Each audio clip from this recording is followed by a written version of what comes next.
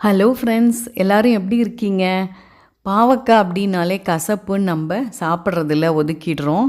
இன்றைக்கி பாவக்காவை எப்படி நல்லா டேஸ்ட்டாக செய்யலாம், கசப்பு இல்லாத செய்யலாம் அப்படின்னு தான் பார்க்க போகிறோம். வாங்க எப்படி செய்கிறதுன்னு பார்க்கலாம்.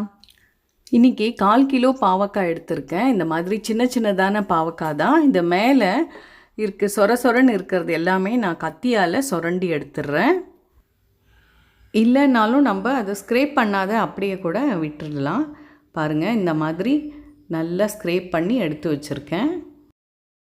அது அப்படியே தனியாக இருக்கட்டும், ஓரமாக எடுத்து வச்சிடுறோம். இப்போ அது ஒரு பக்கம் மட்டும் கொஞ்சமாக கட் பண்ணி இந்த மாதிரி உள்ளே இருக்க விதையெல்லாம் எடுத்துடுறோம்.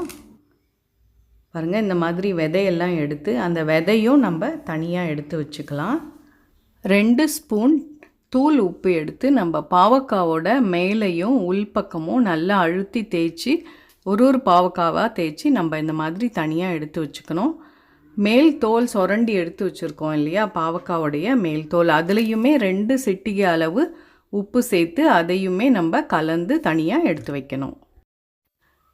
20 நிமிஷம் அப்படியே வச்சிடுறோம். அதுக்கப்புறம் அதை ஒரு பவுலில் போட்டு அதில் இருக்க உப்பு, அந்த கசப்பு தன்மை போகிற மாதிரி 2 இல்லை 3 தடவை நம்ம தண்ணியில் நல்ல கையால் இந்த மாதிரி அழுத்தி பிழிஞ்சு விட்டு அலசி எடுத்து ஈரம் இல்லாத பிழிஞ்சு எடுத்து வச்சுக்கிறோம்.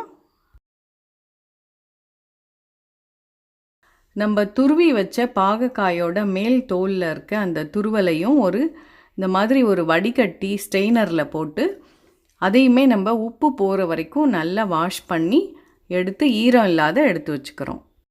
பாவக்காவை நம்ம ஆவியில் வேக வச்சு எடுத்து வச்சுக்க போகிறோம்.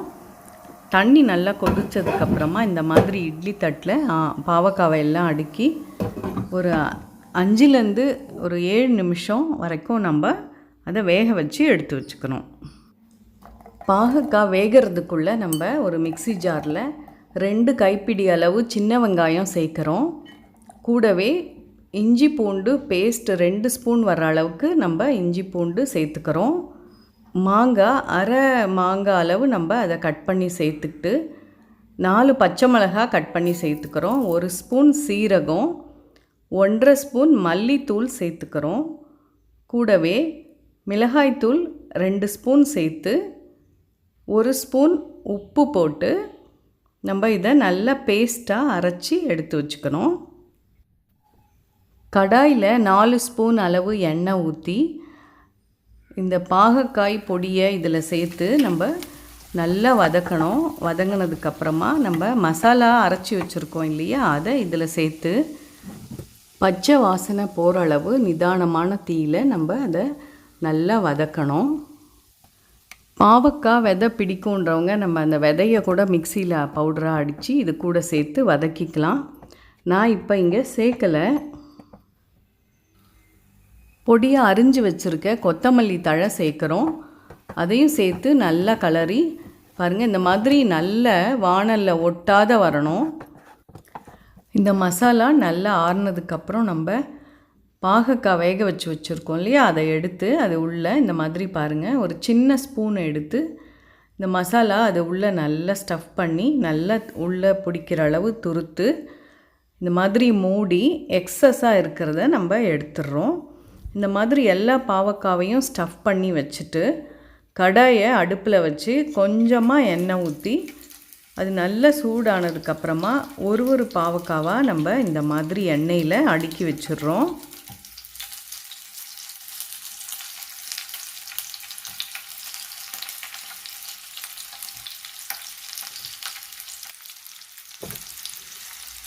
அடுப்பு மீடியம் ஃப்ளேமில் தான் இருக்கணும். பாருங்கள், பாவக்காய் மெதுவாக வெந்துட்டுருக்கு. இதை நம்ம பொறுமையாக திருப்பி விடணும். ஒரு சின்ன ஸ்பூனில் இந்த மாதிரி இன்னொரு பக்கம் வேகிறதுக்காக திருப்பி விடுறோம். 2 பக்கமும் நல்லா வேக வச்சு எடுத்துடுறோம். மசாலா உள்ள எண்ணெயில் வேகும்போது இன்னுமே நல்ல டேஸ்ட்டாக இருக்கும் இந்த பாவக்காய். பாருங்கள், மாங்காயோட புளிப்பு ரொம்ப நல்லாயிருக்கும் பாவக்காயோட சேர்த்து சாப்பிடும்போது. இந்த ஸ்டஃப்டு பாவக்காய் செஞ்சு பார்த்து எப்படி இருக்குன்னு சொல்லுங்கள். ரொம்பவே டேஸ்ட்டாக இருக்கும். லைக் பண்ணுங்கள், உங்கள் ஃப்ரெண்ட்ஸ்க்கு ஷேர் பண்ணுங்கள், சப்ஸ்கிரைப் பண்ண மறந்துடாதீங்க. தேங்க்யூ.